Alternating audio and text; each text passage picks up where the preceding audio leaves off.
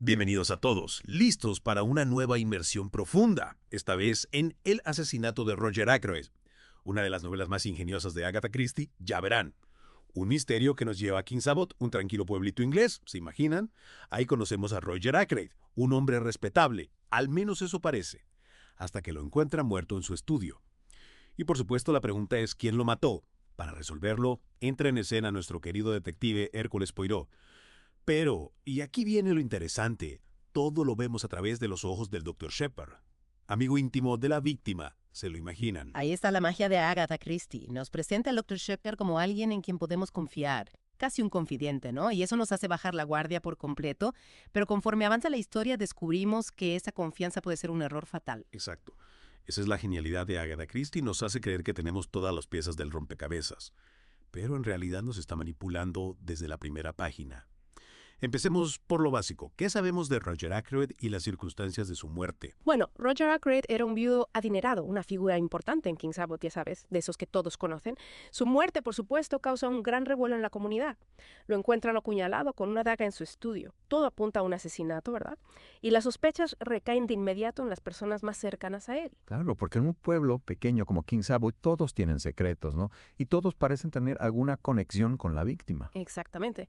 Ahí es donde la trama se complica. Por ejemplo, tenemos a Ralph Patton, el hijastro de Ackroyd, que desaparece misteriosamente después del crimen.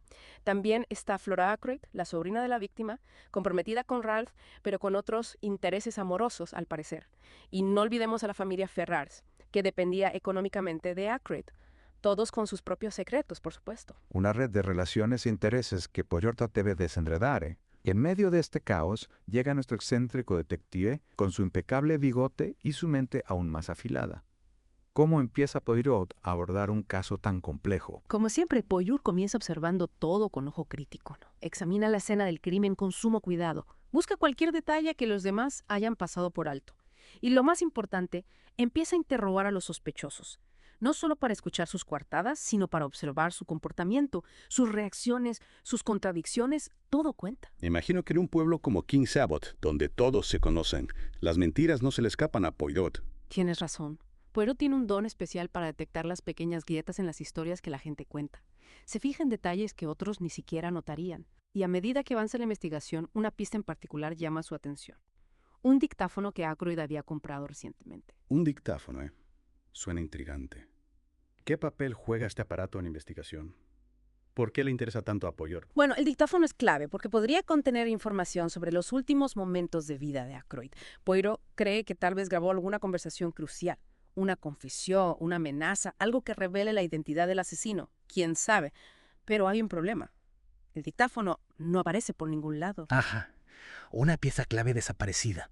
Esto definitivamente añade otra capa de misterio al caso. Sospecha Poirot que alguien robó el dictáfono intencionalmente. Esa es la pregunta que lo atormenta, claro. Si el dictáfono ha desaparecido es porque contiene información que alguien quiere ocultar.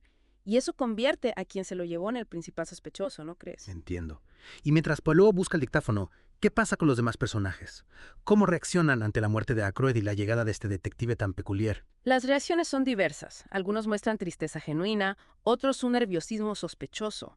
Poirot observa cada gesto, cada palabra, cada silencio. Poco a poco empieza a sospechar que las apariencias engañan, que la verdad se esconde bajo una capa de secretos y mentiras. Apuesto a que Poirot está en su elemento en un ambiente como este. Un lugar donde las máscaras sociales ocultan las verdaderas intenciones. Sin duda, para Poirot este escenario es un festín para su intelecto. Cada interacción, cada detalle es una pista que lo acerca un poco más a la verdad. Y a medida que avanza la investigación, una figura en particular comienza a despertar sus sospechas. El Dr. Shepard. ¿Dr. Shepard? ¿En serio? Él es el narrador de la historia, el amigo confiable que nos guía a través de este laberinto de pistas. ¿Por qué Poirot sospecharía de él? Esa es la pregunta que nos lleva al corazón del misterio, ¿no te parece? Poirot empieza a notar ciertas inconsistencias en la historia del Dr. Shepard. Pequeñas contradicciones que siembran la duda en su mente. Y a medida que profundiza en la investigación, comienza a preguntarse: ¿estará el Dr. Shepard ocultando algo más que un simple secreto? Esto sí que es interesante. Parece que Agatha Christie nos está preparando para un giro inesperado. ¿Qué descubre Poirot sobre el Dr. Shepard que lo hace dudar de su inocencia? Tendremos que esperar a la siguiente parte de nuestra inmersión profunda para descubrirlo. Volvamos a esa sensación de que algo no cuadra con el Dr. Shepard Poirot, con su mente brillante. Se da cuenta de que el relato de Shepard sobre la noche del crimen tiene algunas lagunas, momentos que no encajan, detalles que parecen omitidos a propósito.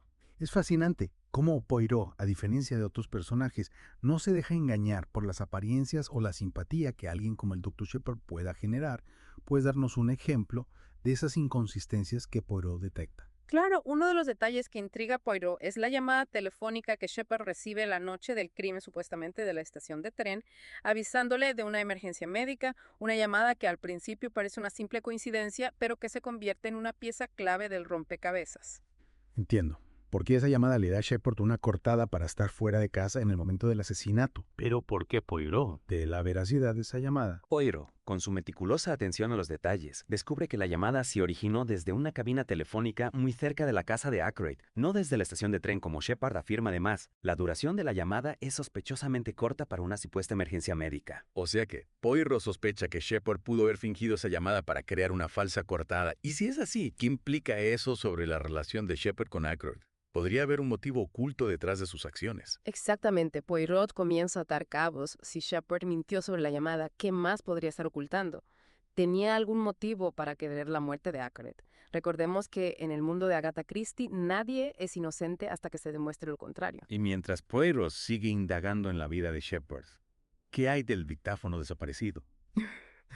Creo de encontrarlo. ¿Contiene alguna pista que pueda incriminar a Shepard? El dictáfono sigue siendo un misterio. Poirot lo busca por todas partes, pero parece haberse esfumado. Sin embargo, la ausencia del dictáfono se convierte en una pista en sí misma. Poirot deduce que si el dictáfono ha desaparecido es porque contenía información comprometedora para alguien, posiblemente para el propio Shepard. Es increíble cómo Poirot utiliza la ausencia de una prueba para fortalecer sus sospechas. ¿Hay algún otro elemento en la escena del crimen que apunte hacia Shepard? ¿Algún detalle que solo un observador como Poirot podría notar? Sí, hay un detalle en particular que llama la atención de Poirot. La posición de un sillón en el estudio de Aykroyd del sillón estaba ligeramente desplazado, como si alguien lo hubiera movido recientemente. Y al examinar el lugar donde estaba el sillón, Poirot descubre algo crucial. ¿Qué descubre? No me dejes con la intriga. Detrás del sillón, oculto a simple vista, había un enchufe eléctrico. Y ese enchufe, según Poirot, era la pieza que faltaba en el rompecabezas. Un enchufe. Entiendo. ¿Qué tiene que ver un enchufe con el asesinato de Aykroyd y las sospechas sobre Shepard? Recuerda que el dictáfono era un aparato eléctrico, necesitaba estar conectado a la corriente para funcionar. Y el hecho de que el enchufe estuviera oculto detrás del sillón sugiere que alguien lo usó allí, posiblemente para grabar algo o para reproducir una grabación. Claro. Poirot sospecha que Shepard pudo haber usado el dictáfono para crear una distracción, una coartada sonora, mientras cometía el crimen. Es como si Agatha Christie nos estuviera diciendo que hasta los objetos más cotidianos pueden convertirse en armas o en cómplices de un asesinato. Precisamente la mente de Poirot no descansa cada detalle. Por insignificante que parezca, es analizado, sopesado, conectado con otras piezas del rompecabezas, y a medida que la investigación avanza, una nueva figura entra en escena, una figura que podría tener la llave para resolver el misterio: Ursula Bourne. ¿Quién es Ursula Bourne? ¿Y qué papel juega en esta intrincada red de sospechas?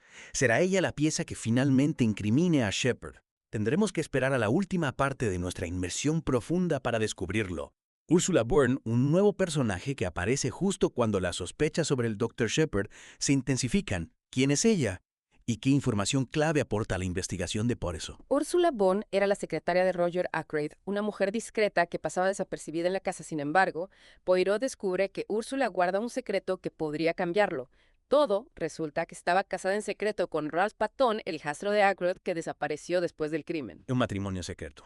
Eso sí que es un giro inesperado. Pero, ¿cómo se conecta este secreto con el asesinato de Ackroyd y la sospecha sobre Shepard? La conexión se establece a través de una conversación que Úrsula escuchó por casualidad la noche del crimen. Esa noche, Úrsula vio a alguien entrar al despacho de Ackroyd y escuchó parte de su conversación, aunque no pudo identificar la persona. Recuerda haber escuchado una voz angustiada y mencionar algo sobre un chantaje. Un chantaje. ¿Acaso Ackroyd era víctima de extorsión?